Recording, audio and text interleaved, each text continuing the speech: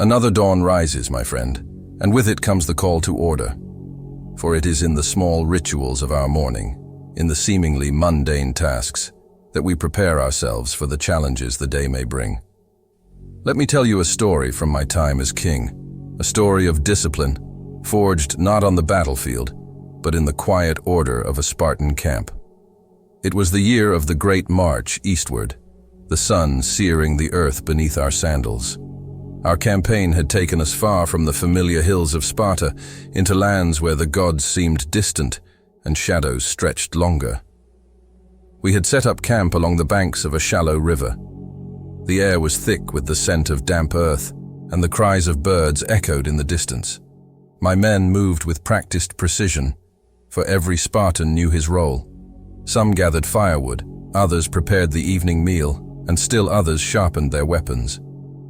As the sun dipped below the horizon, a scout returned, his face pale with urgency. "My king," he said, his voice steady but his eyes betraying his fear. "The enemy is near. They outnumber us 5-1. The camp fell silent. Every man heard his words, yet none faltered.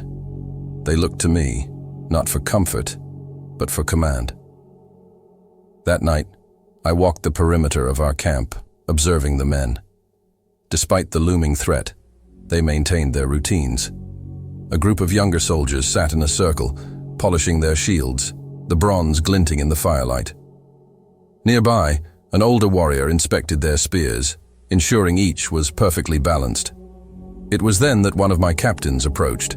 His name was Damocrates, a man of great strength but little patience. "My king," he said, "should we not ready ourselves for battle? These tasks, cooking, cleaning, are they not a waste of time when death is so close?"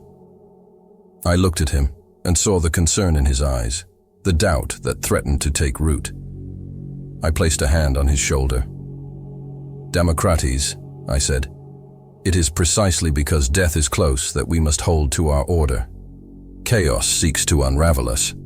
It whispers that we should abandon the small things, the disciplined things, and give in to fear. But a Spartan knows better.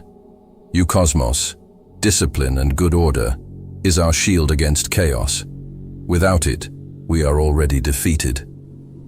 He nodded, though I could see he remained unconvinced. I did not blame him, for he had yet to see the proof of my words. The enemy attacked at dawn, their war cries piercing the still morning air. They came at us in waves, a seemingly endless tide of steel and fury. But my men stood firm, their shields interlocked, their spears thrusting in perfect rhythm. Each man trusted the other, for they had trained together, eaten together, and lived within the discipline of the camp. Hours passed, and the enemy began to falter. Their ranks broke, their cries turning to confusion. We pressed forward, driving them back until the field was ours. After the battle, as we tended to the wounded, Damocrates approached me again. "You were right, my king," he said. "It was the small things, the polished shields, the sharp spears, that made us strong. Discipline saved us today." I looked at him and said, "It always does." And so, my friend, remember this. Greatness is not built in moments of glory, but in the quiet discipline of each day. It is the small acts, the unbroken routines, that prepare you to face the storms of life. As you go about your day, pay attention to the little things. Keep your life in good order, for it is in those details that strength is forged. Face the challenges ahead with discipline, and know that you are ready. The day is yours to master.